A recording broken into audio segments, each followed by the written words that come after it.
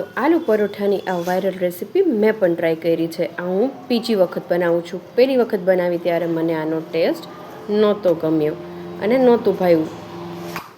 વધુ પડતા મુલાયમ ઉતરે છે અને ઘઉંના લોટનો ટેસ્ટ આવે છે તમે જ્યારે એને ઉતારો છો ત્યારે. તો તમે જો ટ્રાય કરતા હો તો મેં એક સિક્રેટ ઇન્ગ્રેડિયન્ટ આમાં નાખ્યું હતું લાસ્ટ ટાઈમ, ત્યારે એ મને ખાવાની મજા આવી હતી. હું ઈચ્છા એવી રાખું છું કે તમે પણ એ નાખો તો તમને મજા આવશે. બાકી આ બહુ ટ્રાય કરવા જેવું છે નહીં રેસીપી. તો બસ તમે ઘઉંનો બેટર એડ કર્યું.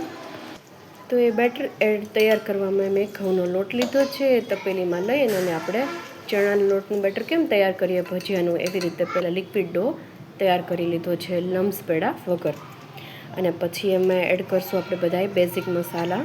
આપણે જે તમે તમારી ચોઈસના નાખી શકો છો. તો મેં આમાં એડ કર્યું છે હળદર, લાલ મરચું પાવડર, ગરમ મસાલો, મીઠું, ગરમ મસાલો. અને હવે એમાં એડ કરશું આપણા વેજીસ.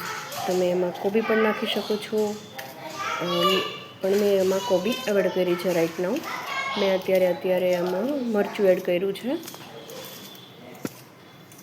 તમે લાલ મરચાંની બદલે ચીલી ફ્લેક્સ પણ એડ કરી શકો છો. ચીલી ફ્લેક્સ નાખો ત્યારે નાખવામાં ધ્યાન રાખજો, કેમ કે ઓલરેડી તમે ઓછી ક્વોન્ટિટીમાં નાખશો તો પણ એ તીખા તો થઈ જ જશે. અને બાળકો માટે બનાવતા હો તો એની ક્વોન્ટિટી ધ્યાન રાખીને નાખજો. મેં અહીંયા મરચું મોડું લીધું છે કેમ કે બાળકો માટે બનાવું છું એટલા માટે. હવે અમે અનિયન એડ કરું છું. એને પણ આપણે ગ્રેટ કરી લેવાની છે. તો લગભગ 3-9 જેટલા કાંદા મેં અહીંયા લીધેલા છે. એને પણ આપણે આવી રીતે ખમણી લેવાનું છે. તો મેં જ્યારે આ રેસીપી લાસ્ટ ટાઈમ બનાવી ને ત્યારે મને આનો ટેસ્ટ આવતો હતો ઘઉંના લોટનો, અને એકદમ મુલાયમ બન્યા હતા, સોફ્ટ વધુ પડતા જ. તો મજા નહોતી આવતી. પછી મેં કીધું હવે શું કરવું, તો પછી મેં એમાં એડ કર્યું છે જે વસ્તુ હું તમને હમણાં કહેવાની છું. તો બસ આપણે ઓનિયન નાખી દીધું. અને હવે બટેટાનો માવો જે છે આપણે ગ્રેટ કર્યો તો એ પણ આમાં એડ કરી દઈશું. અને બધું મસ્ત મિક્સ કરી દઈશું. આમાં ઈનો કે સોડા નાખવાની જરૂર નથી, તો પણ એમાં સરસ મજાની જાળી પડે છે અને ઉથલી પણ જશે. નો વરીઝ. પણ એમ થાય કે ડર લાગે કે ઉથલશે કે નહીં, એવું પણ કશું જ થશે નહીં. સરસ મજાનું ઉથલી જશે.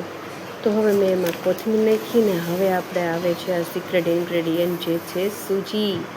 સૂજી નાખવાથી એનો ટેસ્ટ પણ જળવાઈ રહેશે, સરસ આવશે અને ક્રિસ્પી બનશે. તો સૂજી નાખવાનું તો ભૂલતા જ નહીં. તમે જ્યારે પણ બનાવતા હો ને આ આલુ પરોઠા લિક્વિડ ડો તૈયાર કરીને, ત્યારે સૂજી તો એમાં ખાસ એડ કરજો. સૂજીનો ભાગ વધારે રાખજો. ઘઉંના લોટનો ક્વોન્ટિટી ઓછી રાખજો. મને થોડુંક ઘટ લાગ્યું એટલે મેં પાણી કરી